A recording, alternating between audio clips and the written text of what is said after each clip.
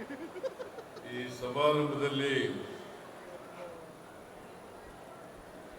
ಮುಖ್ಯ ಅತಿಥಿಗಳಾಗಿ ಭಾಗವಹಿಸಿರ್ತಕ್ಕಂಥ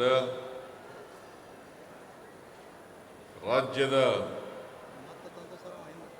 ಉಪಮುಖ್ಯಮಂತ್ರಿಗಳಾದಂಥ ಶ್ರೀ ಡಿ.ಕೆ. ಶಿವಕುಮಾರ್ ಅವರ, ಬಿಜಾಪುರ ಜಿಲ್ಲೆ ಉಸ್ತುವಾರಿ ಸಚಿವರಾದಂಥ ಹಾಗೂ ಕೈಗಾರಿಕಾ ಸಚಿವರಾದಂಥ ಶ್ರೀ ಎಂ.ಬಿ. ಪಾಟೀಲ್ ಅವರ,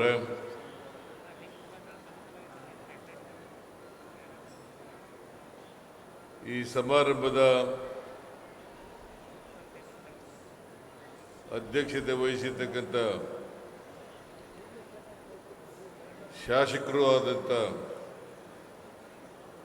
ಶ್ರೀ ಯಶವಂತರಾಯ ಗೌಡ ಪಾಟೀಲ್ ಅವರ,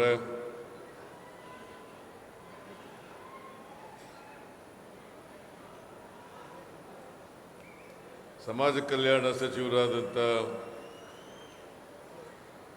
ಡಾಕ್ಟರ್ ಎಚ್.ಸಿ. ಮಹದೇವಪ್ಪ ಅವರ, ಕಾನೂನು ಮತ್ತು ಸಂಸದೀಯ ಹಾಗೂ ಪ್ರವಾಸೋದ್ಯಮ ಸಚಿವರಾದಂಥ ಎಚ್.ಕೆ. ಪಾಟೀಲ್ ಅವರ, ಜವಳಿ ಸಚಿವರಾದಂಥ ಶ್ರೀ ಶಿವಾನಂದ ಪಾಟೀಲ್ ಅವರ,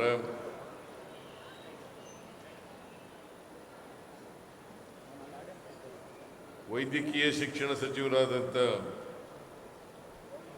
ಡಾಕ್ಟರ್ ಶರಣ್ ಪ್ರಕಾಶ್ ಪಾಟೀಲ್ ಅವರ, ಇನ್ನೊಬ್ಬರು ಆರೋಗ್ಯ ಸಚಿವರಾದಂಥ ಶ್ರೀ ದಿನೇಶ್ ಗುಂಡೂರಾವ್ ಅವರ, ಸಣ್ಣ ಕೈಗಾರಿಕೆಗಳ ಸಚಿವರಾದಂಥ ಶ್ರೀ ಶರಣಬಸಪ್ಪ ದರ್ಶನಾಪುರ ಅವರ,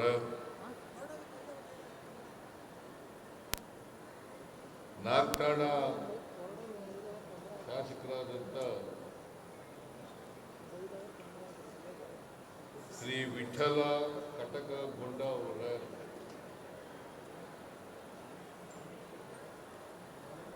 ಶಾಸಕರಾದಂಥ ಅಂಪನಗೌಡ ಬಾದರ್ಲಿ ಅವರ, ಶ್ರೀ ಎಂ.ವೈ. ಪಾಟೀಲ್ ಅವರ, ಶ್ರೀ ಅಶೋಕ್ ಮನಗೋಳಿ ಅವರ, ಮೇಲ್ಮನೆಯ ಸದಸ್ಯರಾದಂಥ ಸುನಿಲ್ ಗೌಡ ಪಾಟೀಲ್ ಅವರ, ಜಿಲ್ಲಾ ಕಾಂಗ್ರೆಸ್ಸಿನ ಅಧ್ಯಕ್ಷರಾದಂಥ ಮಲ್ಲಿಕಾರ್ಜುನ ಲೋಣಿ ಅವರ, ಗ್ಯಾರಂಟಿ ಯೋಜನೆಗಳ ಜಿಲ್ಲಾ ಅನುಷ್ಠಾನ ಸಮಿತಿಯ ಅಧ್ಯಕ್ಷರಾದಂಥ ಮೊಹಮ್ಮದ್ ಇಲಿಯಾಸ್ ಅವರ, ಎಲ್ಲ ಮಾಜಿ ಶಾಸಕರುಗಳೇ, ವೇದಿಕೆ ಮೇಲಿರ್ತಕ್ಕಂಥ ಆಹ್ವಾನಿತ ಗಣ್ಯರೇ, ಇಲ್ಲಿ ಇಷ್ಟೊಂದು ಬೃಹತ್ ಸಂಖ್ಯೆಯಲ್ಲಿ ಸೇರಿರ್ತಕ್ಕಂಥ ಆತ್ಮೀಯ ಬಂಧುಗಳೇ, ತಾಯಂದಿರೇ, ಸುದ್ದಿ ಮಾಧ್ಯಮದ ಗೆಳೆಯರೇ, ಇವತ್ತು ಇಂಡಿ ಮತಕ್ಷೇತ್ರ ಮತ್ತು ನಾಗಠಾಣ ಮತಕ್ಷೇತ್ರ ಈ ಎರಡೂ ಕ್ಷೇತ್ರಗಳಲ್ಲಿ ದೊಡ್ಡ ಪ್ರಮಾಣದಲ್ಲಿ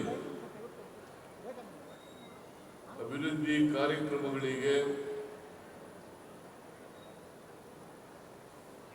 ಶಂಕುಸ್ಥಾಪನೆ ಮತ್ತು ಲೋಕಾರ್ಪಣೆ ಕಾರ್ಯಕ್ರಮ. ಈ ಕಾರ್ಯಕ್ರಮವನ್ನ ಅತ್ಯಂತ ಸಂತೋಷದಿಂದ ಉದ್ಘಾಟನೆಯನ್ನ ಮಾಡಿದ್ದೇನೆ.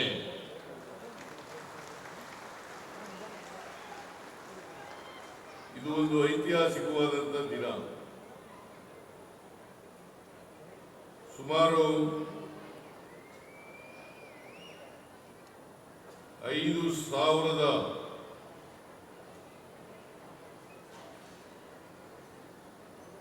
559 ಕೋಟಿ ರೂಪಾಯಿಗಳ 4,559 ಕೋಟಿ ರೂಪಾಯಿಗಳ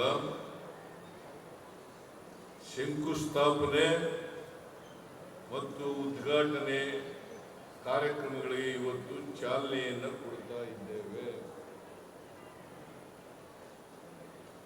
ಎಲ್ಲ ಕಾರ್ಯಕ್ರಮಗಳು ಇಷ್ಟೊಂದು ದೊಡ್ಡ ಪ್ರಮಾಣದಲ್ಲಿ ಕಾರ್ಯಕ್ರಮಗಳಾಗಬೇಕಾದ್ರೆ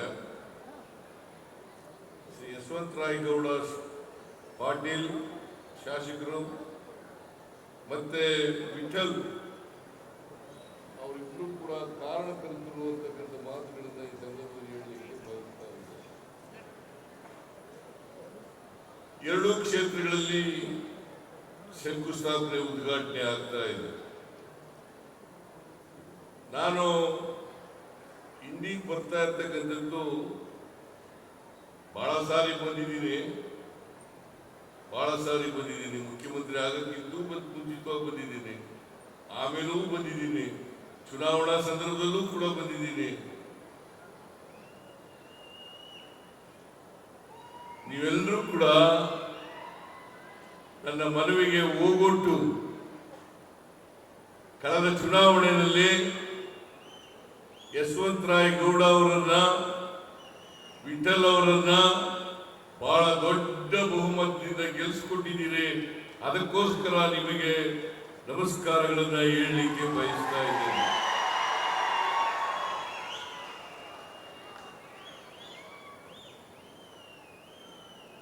ಈಗಾಗಲೇ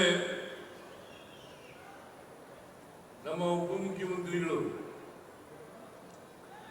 ಮುಂದಿನ ವಿಧಾನಸಭಾ ಚುನಾವಣೆಯಲ್ಲೂ ಕೂಡ ನೀವು ನಮಗೆ ಆಶೀರ್ವಾದವನ್ನ ಮಾಡಬೇಕು ಅಂತ ಹೇಳಿದ್ದಾರೆ. ನಾನು ಮತ್ತೊಮ್ಮೆ ನಿಮ್ಮಲ್ಲಿ ಮನವಿಯನ್ನ ಮಾಡುತ್ತೇನೆ.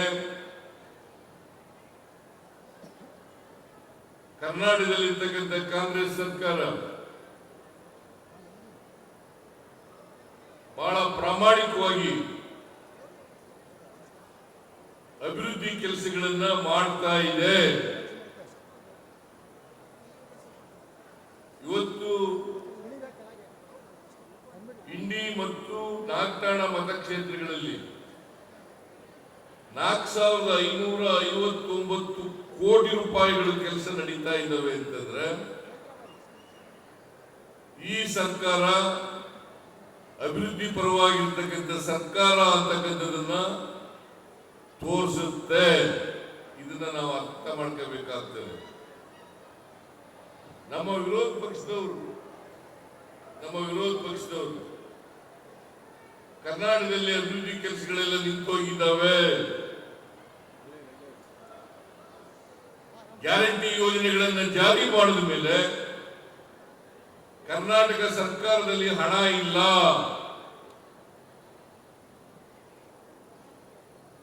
ಈ ರೀತಿಯಾದಂತ ಆರೋಪಗಳನ್ನು ಮಾಡಿ ಅಪಪ್ರಚಾರ ಮಾಡ್ತಕ್ಕಂಥದ್ದನ್ನ ತಾವೆಲ್ಲ ದಿನಪತ್ರಿಕೆಯಲ್ಲಿ ನೋಡಿದ್ದೀರಿ. ಅವರು ಎಲ್ಲೂ ಹೋಗಲ್ಲ, ಬರೀ ಸುಳ್ಳು ಆರೋಪಗಳನ್ನ ಮಾಡುವುದು, ಅಪಪ್ರಚಾರವನ್ನ ಮಾಡೋದು,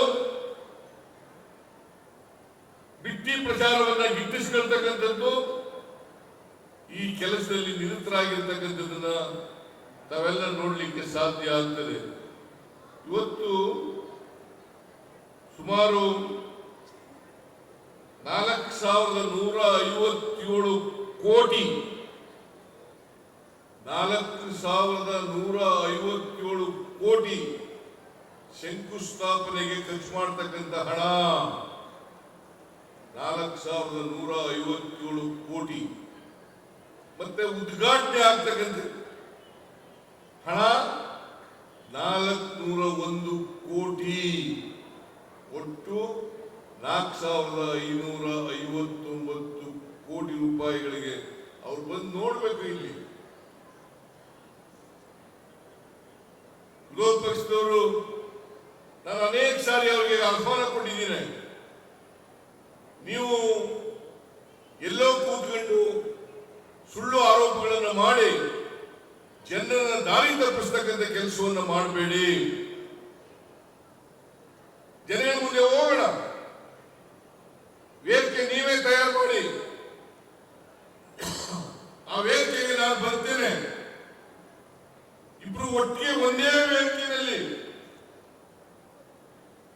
ನಾವು ಕಳೆದ 2 ವರ್ಷಗಳಲ್ಲಿ ಏನ್ ಮಾಡಿದ್ದೀವಿ, ಹಿಂದೆ 5 ವರ್ಷಗಳಲ್ಲಿ ನಾವೇನ್ ಮಾಡಿದ್ದೀವಿ, ನೀವು 4 ವರ್ಷದಲ್ಲಿ ಏನ್ ಮಾಡಿದ್ರಿ ಅಂತಕ್ಕಂಥದನ್ನ ಜನರ ಮುಂದೆ ಇಡೋಣ.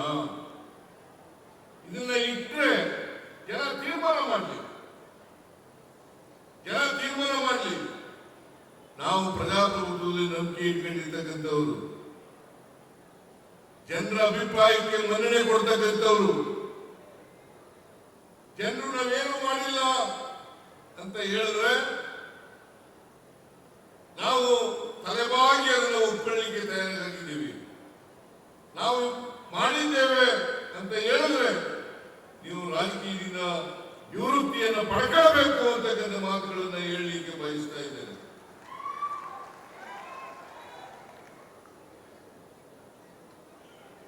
ಸುಮ್ಮನೆ ಕೂತ್ಕೊಂಡು ಪ್ರಚಾರಕ್ಕೋಸ್ಕರ ಸುಳ್ಳು ಆರೋಪಗಳನ್ನು ಮಾಡಿ ಜನರನ್ನು ತಪ್ಪು ದಾರಿಗೆ ಎಳೆದು ಜನರಲ್ಲಿ ತಪ್ಪು ಅಭಿಪ್ರಾಯಗಳನ್ನು ಮೂಡಿಸ್ತಕ್ಕಂಥ ಕೆಲಸವನ್ನ ಮಾಡಿ ನೀವು ಮತ್ತೆ ಅಧಿಕಾರಕ್ಕೆ ಬರಬೇಕು ಅಂತ ಏನಾದ್ರು ಕನಸು ಕಾಣ್ತಾ ಇದ್ರೆ ಅದು ಸಾಧ್ಯ ಇಲ್ಲ ಅಂತಕ್ಕಂಥ ಮಾತುಗಳನ್ನ ಬಹಳ ಸ್ಪಷ್ಟವಾಗಿ ಹೇಳಲಿಕ್ಕೆ ಬಯಸ್ತಾ ಇದ್ದೀನಿ. ಇವತ್ತು ಇಷ್ಟೊಂದು ಜನ ನೀವು ಸೇರಿರೋದೇ ಸಾಕ್ಷಿ ಅಂತಕ್ಕಂಥ ಮಾತುಗಳನ್ನು ಹೇಳಲಿಕ್ಕೆ ಬಯಸ್ತಾ ಇದ್ದೇನೆ.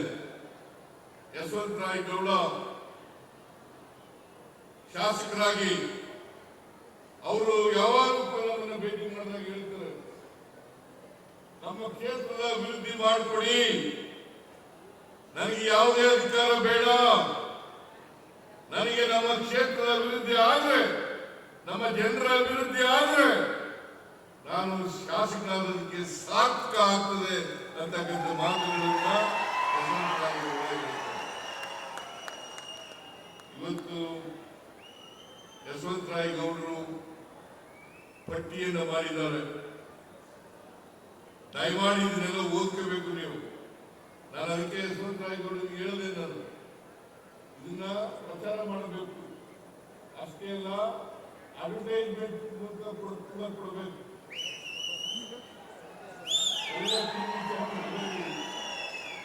ಎಲ್ಲ ಪತ್ರಿಕೆಗಳಲ್ಲಿ ಅಡ್ವರ್ಟೈಸ್ಮೆಂಟ್ ಕೊಡಿ.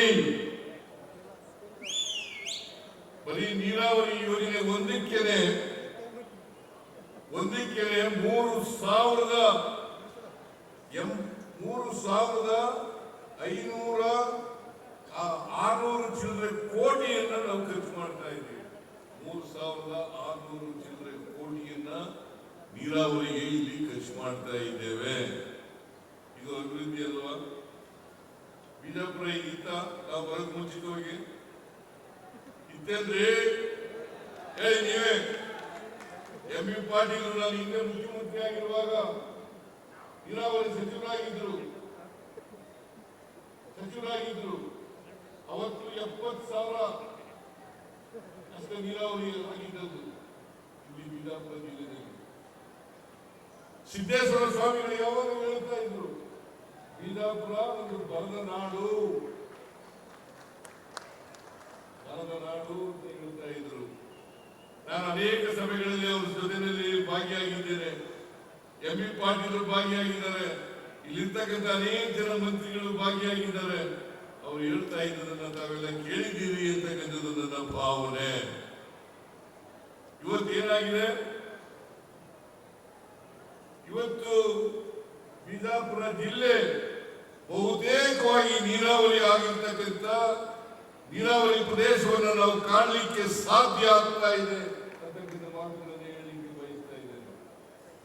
ಇದಕ್ಕೆ ಎಂ.ಬಿ. ಪಾಟೀಲರು, ಯಶವಂತರಾಯ ಗೌಡ, ಶಿವಾನಂದ ಇವರೆಲ್ಲರೂ ಕೂಡ ನಮ್ಮ ವಿಠಲ ಕಾರಣ ಅಂತಕ್ಕಂಥ ಮಾತುಗಳನ್ನ ಈ ಸಂದರ್ಭದಲ್ಲಿ ಹೇಳಿದ್ರೆ ಅದು ಅತಿಶಯೋಕ್ತಿ ಆಗಲಾರದು ಅಲ್ವಾ? ಹೌದಲ್ವೇನ್ರಿ? ನಮ್ಮ ಹತ್ರ ನೀವು